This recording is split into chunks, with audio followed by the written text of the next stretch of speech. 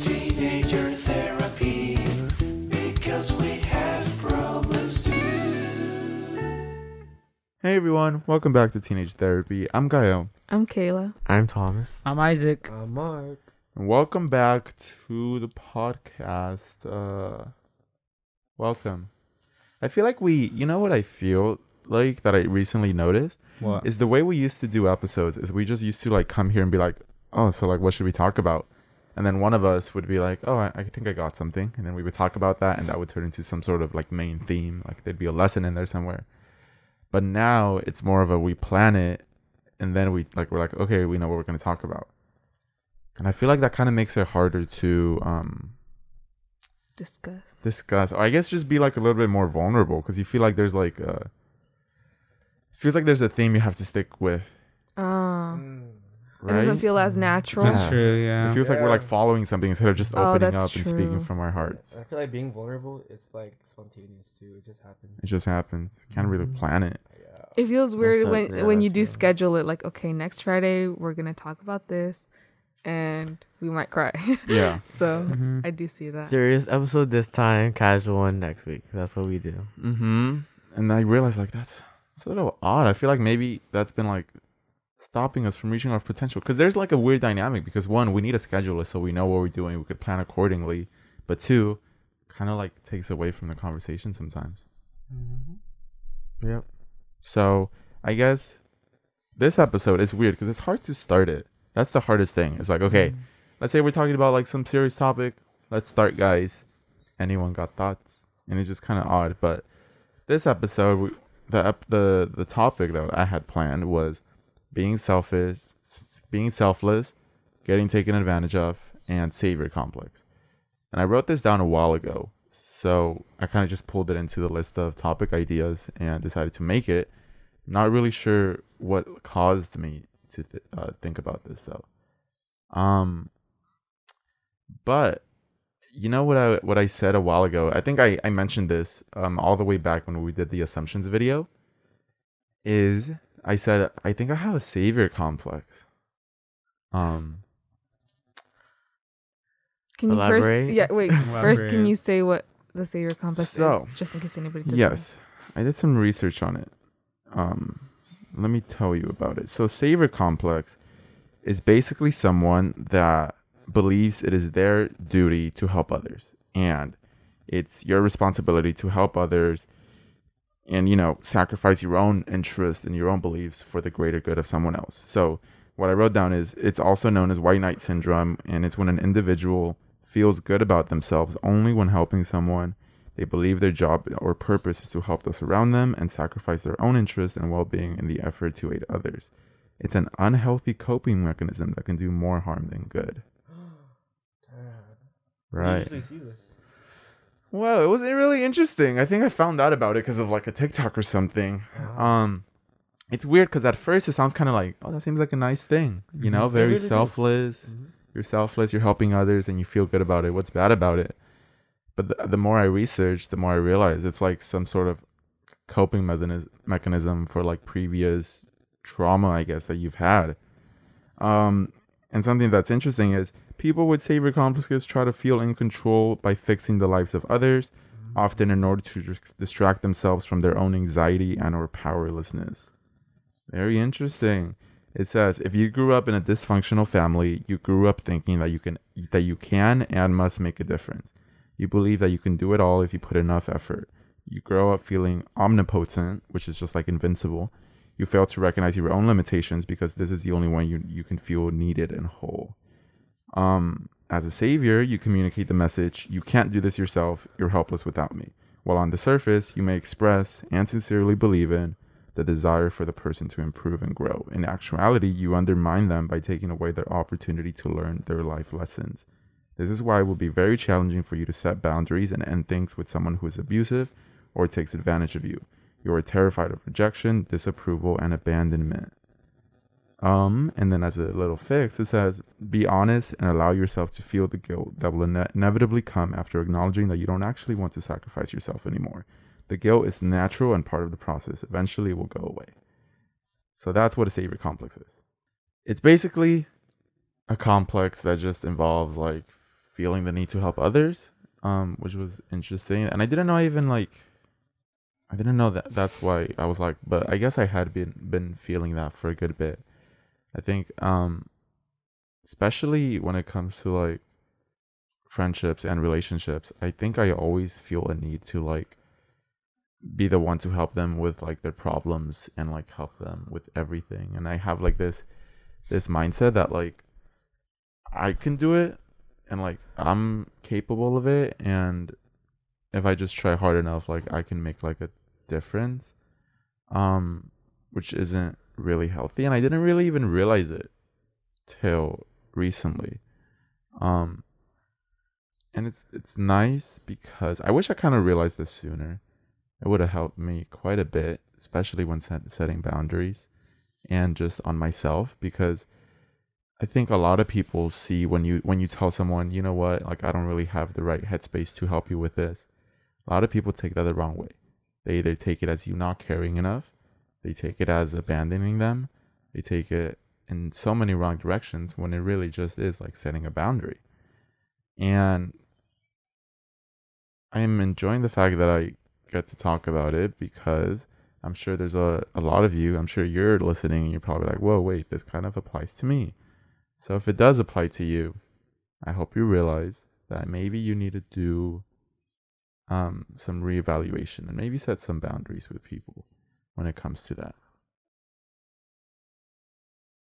Is that how you helped yourself with your savior complex, by setting boundaries with other people? Well, I'm starting to do it more. I think I realize I just have, it's so hard. Like each relationship or friendship that I get into, my first thought is like, oh, what are your problems? What are you struggling with? They tell me, and then I'm like, oh, okay, well, maybe I'll just remind you to do this, or remind you to take care of yourself in this way. And I start trying to like get into the habit.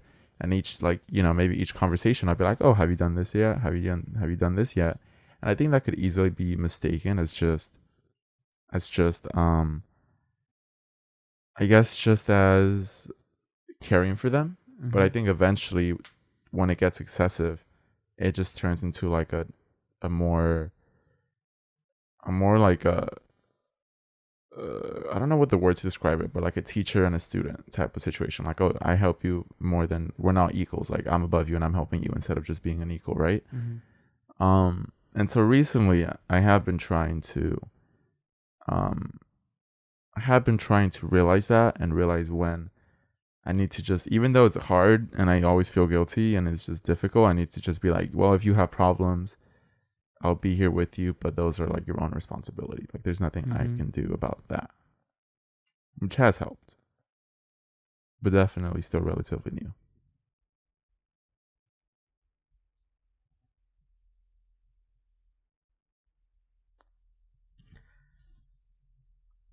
So, guess I'll keep helping myself. Well, So, Gael.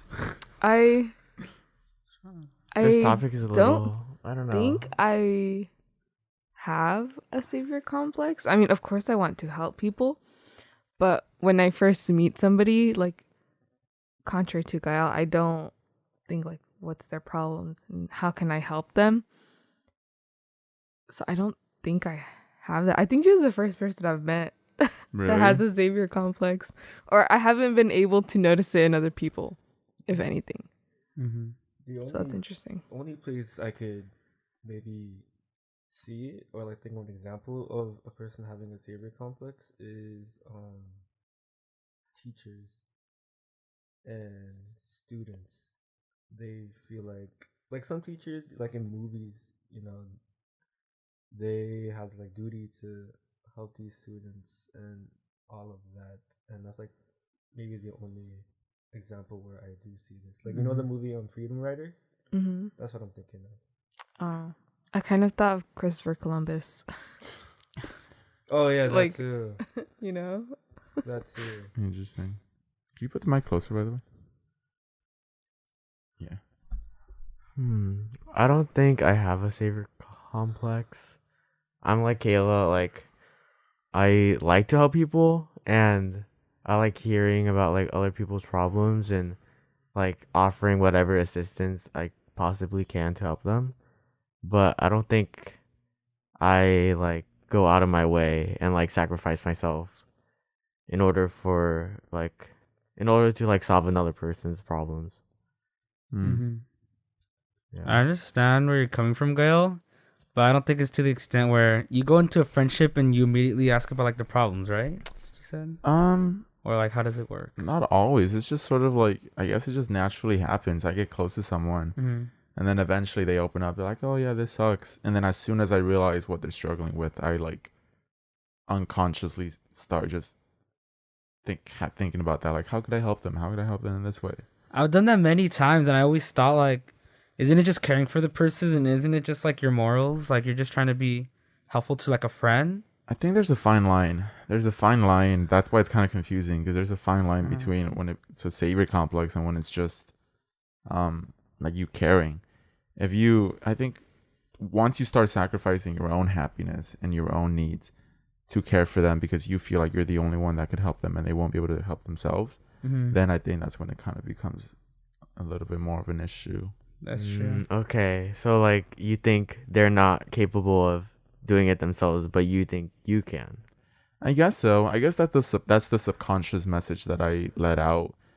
At the Oh, time, I that don't makes really sense. believe in makes that. sense, okay. At- So basically, you're allowing them to become like reliant on you then. I guess so. I think, yeah, that was part of it. I think it said that. And is it that you want them to be reliant on you? I don't think about it like that, but I guess subconsciously, maybe. Because it says, like, Because you want to feel like needed. needed. Ah. Need it? I've definitely experienced that Yeah. with people or like with certain people. Mm-hmm. And this is where I elaborate. Don't leave us hanging. I always. No, yeah, like with a specific person, for example, I want to help them. I want to make them depend on me because it makes me feel like I'm useful or like I'm actually basically like I'm validated, like I could be that Mhm. person for them. Mm-hmm. But sometimes too, like then I sacrifice my morals and my priorities and my values, Mm. and because of that, like I sort of get like mad at myself, and at the same time, I know that I can't blame myself for that because I know that I'm sacrificing these values for that person, and so like I sort of like contradict myself and then go into this like mindset where like I confuse myself and basically get mad, but then invalidate that anger. You feel me? Mm-hmm. Yeah. I feel like being dependent on and then being completely relied on are like two different things as well. Because in one sense, like it just feels good to be dependent on. Like that people think you have a certain like sense of responsibility, Yeah. but in then being relied on, it's like Different. your existence Mhm. is just like that everything to them. Mm-hmm. I think I have been a victim by somebody with a savior complex. Like I think they helped me out a lot and I am forever grateful for that, but it got to the point where I relied on them a little too heavily for like just like my well-being, and when they weren't like there for me, it was very hard. Like I kind of felt like they needed to be in my life, and it should never really have to feel like that for anybody to be in your life. Like I don't know, I'm really scared of becoming dependent on somebody just because of past experiences. And yeah, I just wanted to share that little story. Mhm. I think similar to you, Thomas. I do have like a small fear of like becoming dependent on somebody, just because I've seen it happen so many times with like either just romantic relationships or friendships. It just sucks so bad to see like somebody that was completely fine before slowly start to like form an attachment, an unhealthy attachment at that, and just see them like rely on the other person. And I hate seeing it because then they feel like they can't do anything by themselves, but really they can. and they just don't realize it. So that's why like I'm a little scared. If I were this is kind of off topic, but like if I were to get in a romantic relationship or anything, I feel like I'd be scared of becoming reliant on the person. Yeah, exactly. Like exactly what Kayla said. I like my first ever relationship. Okay, why am I trying to like speak in code names? My first ever relationship was with Gael, and I remember like it was very codependent. I think that's the word. Where like everything, like I felt like, cause we were together for like a long ass time, and when we weren't together, I felt like I couldn't live my life like normally or just be myself. Like I felt incomplete. And then like that took so long to recover from. But now it's good. Like now it's fine, but it took a lot of work and distance. But yeah, like because of that, I'm like so terrified of getting into another relationship. Like I have no desire to anymore because like I don't want to get hurt. I don't want to have to get attached to another person and then when they leave I get hurt again, you know? Yeah. Yeah, sometimes I do share that cynical view, Right. or realistic, I guess, cynical or realistic, whatever. I fluctuate. Yeah, literally. No, I Kayla and fluctuate are a the lot. same Yeah, person. I fluctuate a lot. Where sometimes I'm just like, I really don't need or want a relationship. I just like the idea of it, and I feel fine by myself. Like I'm independent. I've been doing a lot of things, and I don't really want a relationship. Like, do you even have time for a relationship? But then sometimes I'm like, one doesn't sound so bad. And then it's just like, I feel neutral about it or I romanticize it a lot. And so really it just fluctuates. So yeah, that's kind of hard with me. And I already consider myself like a pretty independent person. And so for me to like be in a relationship and slowly become dependent on the other person without me even realizing it. And then when I do realize it, I feel like I can't do anything. That's such a scary thought for me. Yeah, I think like a lot of young relationships always have this, happen where they become really reliant on each other and it's just like they can't leave each other and they can't like they sacrifice themselves for the relationship and it's just not working.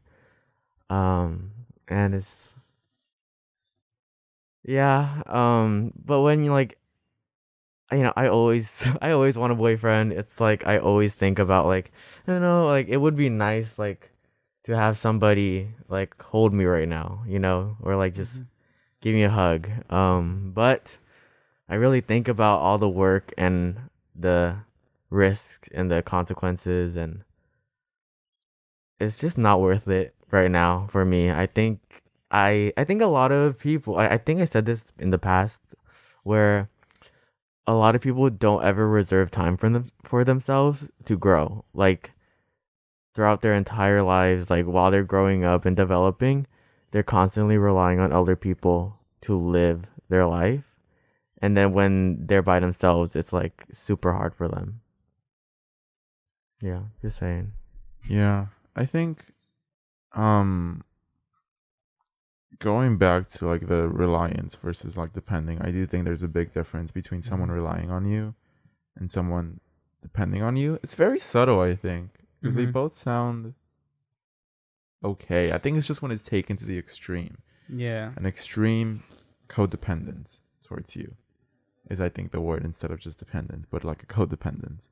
And that's when it gets a little bit dangerous. I think I've met like one other person that was the same way, that also like felt like a need to like help people and like, oh, I gotta get you through all these problems, but I don't really want to open up. And I think that's what makes it hard for me to also open up, is because I believe I'm the one that's supposed to take care of you, and like you can't take care of me, like you're just not capable of it because you have so many things going on. Like I don't see you also being able to show this or share any sort of support, which makes it hard to open up in all types of situations, in friendships and relationships, and like even in the podcast. I think I choose not to open up because I just don't think there's like, I'm like, is there really anything helpful that could be said to me? And then I just choose, like, I feel like I could just do it myself. And instead, I'd rather just like help everyone else and talk to them through everyone else. And it's kind of toxic because there's a sense of pride in that like, oh, I can do it all myself and I could help you. You don't even need to help me at all. Like, it's okay. And that's when it gets toxic, because it sounds good, but when you really think about it, it's very toxic, and you shouldn't allow yourself to help people if it's damaging you. You should be sure to set your boundaries. And I think that's why it was a important step for me to, set boundaries with someone like Thomas, which was clearly like a clear showcase of like a savior complex. Is that like I believed I could save him, I could help him with everything, and that he didn't need to help me with anything at all because he was just not capable of it, and instead I needed to do it. And so when I did, we talked about how we set boundaries with one another, and I chose not to help him anymore, and to him it felt like abandonment and all sorts of other negative feelings, and I felt a lot of guilt because of that. But just like they said, the guilt, goes away because I realized it was what was best for myself. And there are times where I need to take my own needs into account and not just help others all the time. Yeah, and I think like during the relationship, because you had like a savior complex and you never like opened up about anything, it always felt one-sided. Like I always felt like I trusted you, and I depended on you, but then like I just felt like you never needed me for anything. And because of that, it just always felt like unrequited love. And that hurt. Like I think it sucks because I always wanted to like be there for you. I always wanted to help you in like any way I can, like how you helped me. But I just like I didn't know what was going on. You never told me, and I felt like I was useless. Like you didn't need me. Mm-hmm. And I think that's one of the many Side effects. like consequences of what happened Mm-hmm. in that relationship. Yeah. Do you think there's a point where your kindness can be taken advantage of? Yeah, of course. Yeah, for Yes. sure. What does that look like for you? I think, well, I am a very forgiving person. Like, I always try to see the best in people. And, like, most of the time, they never deserve it. Like, they really don't, because they hurt me again and again. But because I just think that, like, oh, well, I mean, they weren't always like this. Like, I've had a good time with them, so they can't be all bad. But, like, it just keeps on happening. And that's why I tend to stay in very toxic relationships and, like, friendships all the time. Like, I don't know. Yeah, I just tend to keep on forgiving until I just can't take it anymore, and my mental health is like severely like impacted by it. Yeah, same. Like in friendships, especially, there's like I could tolerate so much in a friendship. Like someone could just like say something mean, and I'll just let it go. And at some point, you just have to let go of the friendship. But then again, I'm just like, maybe I should just give them another chance. Just keep giving them chances, right? And you just want to keep thinking it's your kindness or whatever.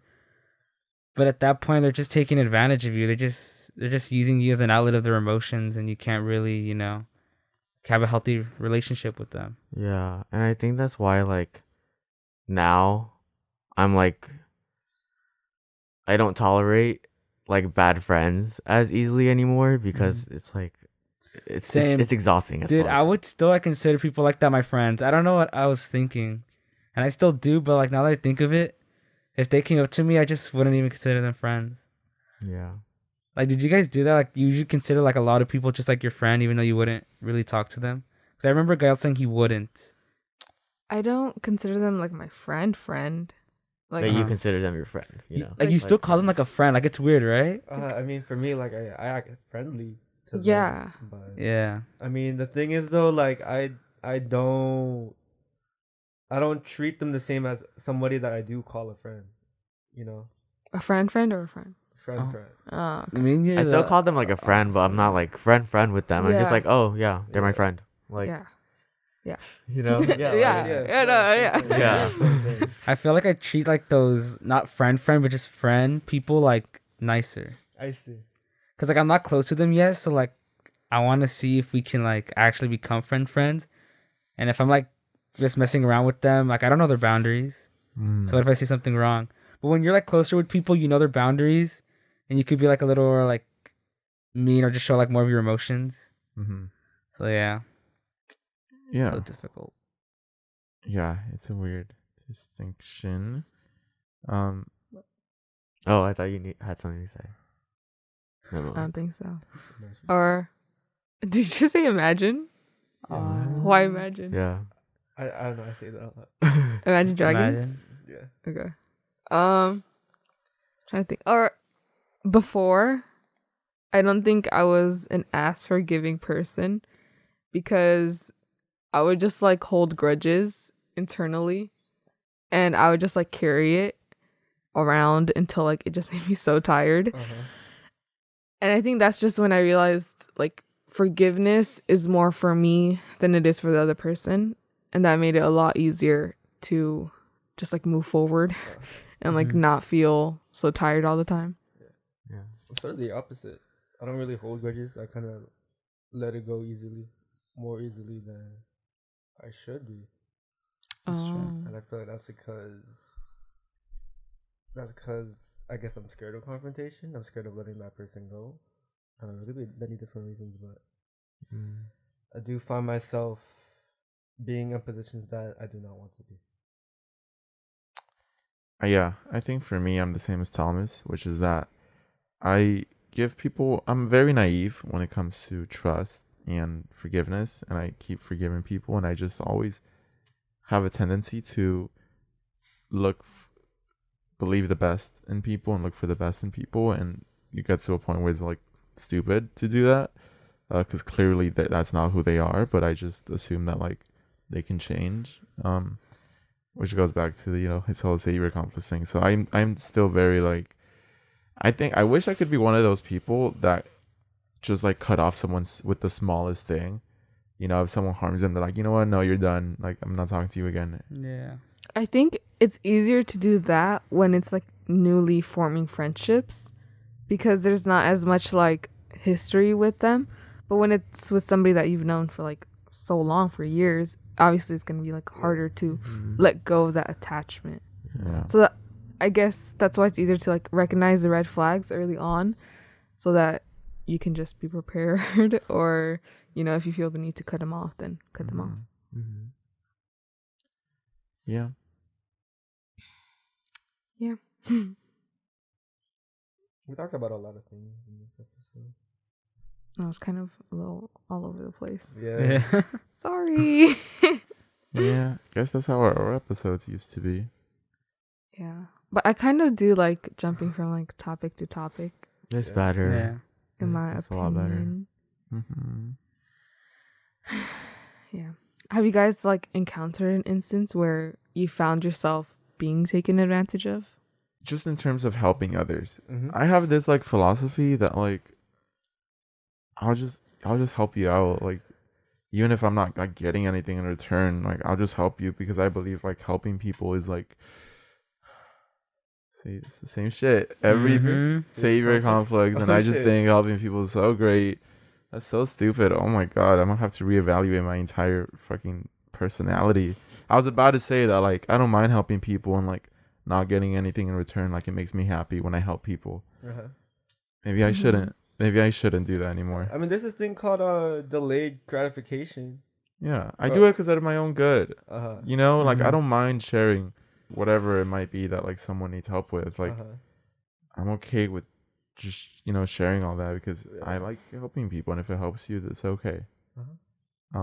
That's where the fine line is. Like when is it a savior complex, and when is it like, oh, you're just being like kind, and you just you have values of like helping others, even if I'm not asking for anything. Mm-hmm. Interesting. Anyways, That's about it for this episode, I guess. Oh, also, it just came back into my head. Girl, when you were saying how like you won't talk about your problems because you feel like we can't help you. Sometimes talking about your problems isn't so much the other people helping you. It's just you getting it like off your chest and just knowing that other people know it too, and That could help them. somehow that can help them and they can relate to it. So sometimes it's not always about they need help. Advice. Yeah. Yeah, that's actually another great point. That kind of ties into the same topic. What were you saying? I forgot. It's That's a not- great point. What were you saying? I'm just joking. It was like saying your problems isn't always about other people helping you. It's just getting it off your shoulders. Oh, right. Yeah, so that's also a great point because it ties in to this, which is like, yeah, that's interesting because I hadn't even thought about that, but that's another thing that like, damn, I keep like You did it it like comes 3 to me times and now. then I lose to it. Yeah. Damn. Damn. Damn. I think I was gonna say something with Well, I want to say something. go. Like you said, that sharing your problems, that could help like other people too, right? And that's like literally what we're doing in this podcast. We're sharing our problems to help Others. other people. Yes. And sometimes I catch myself like wanting to give them advice or something when they tell me their problems, even though sometimes like I can't even relate to the situation. So that's when I have to realize like I can't necessarily give them advice, but as long as they know I'm here for them and I'll listen to their problems, then that's okay. Mhm. Exactly. It really is okay, because for me, like I'm used to people giving me solutions every time I talk about my problems. But then like when I like vent out to my girlfriend, she doesn't do that. She just stays quiet, nods, and shows that she's listening, and she just listens, and then that really is helpful. Like sometimes all I want to do is just let it all out. No solutions like whatsoever, and that's okay. Mm-hmm. Exactly. Yeah. I think what I was gonna say is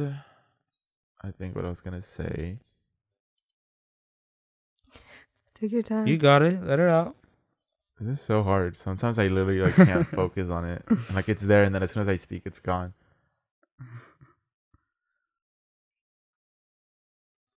And then oh my gosh. And then my mind goes blank and I just can't like think.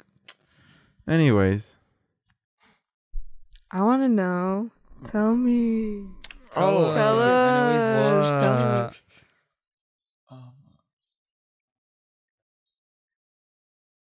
I don't even know. What, Should we repeat what we said and maybe it'll yeah, like can you repeat it, Kayla? so No, sometimes It's okay. Did you get it? Yes. I think what I was gonna say is that another part of like being selfless and getting taken advantage of is when people just like problem dump you. And there's also another thing to be careful with is when someone just like, it's okay when it's like a mutual like, oh, I'm gonna tell you about my problems and then you could tell me about yours and we could help each other and it'd be great, it's all fun. But what really annoys me is when people I guess like almost pretend they're like interested in your problems. They're like, oh, okay. Yeah. They're like, yeah, so this happened to me. And then they just get onto their own problems and they just start talking about themselves and themselves and themselves. And that's all they keep talking about. And they don't ask like any more questions. Like you tell them, yeah, there's this thing that's going on. And yeah, I feel like that. They're like, oh. The same thing happened to me, and I did this. I'm like, They're like, oh, that's cool. Okay. But hold on. That's different though, because I do that a lot. Me too. yeah, because you can use your own experiences as well, obviously, but there's like a certain limit where people just make it all about them, like every single time. Mm-hmm. I think like I always catch myself right after like someone's telling me something and I'm like, oh well, I mean, like blah blah blah. Like I did this too, and then I'm not trying to make it about myself, but like I did, and I'm not like I care about their problems. It's just like I was trying to like make them feel less alone about it, but yeah. I think sometimes definitely I can see how it's like misinterpreted and Yeah, That's why I That's follow why- up with yeah. a question after about them. That's just what I so it do. doesn't Yeah, me sound like it's all too. about me. that's what I do. But I feel like some people do get annoyed when Yeah. they're like, "Oh, dude, I've been feeling like this." I'm like, "Oh, I feel like that too. What are you doing though?" But I think some people don't like that, so I'm trying to like do it less. I think I do on the podcast sometimes. Yeah, Yeah. yeah, Mhm. I've noticed it a few times. My bad. Sorry.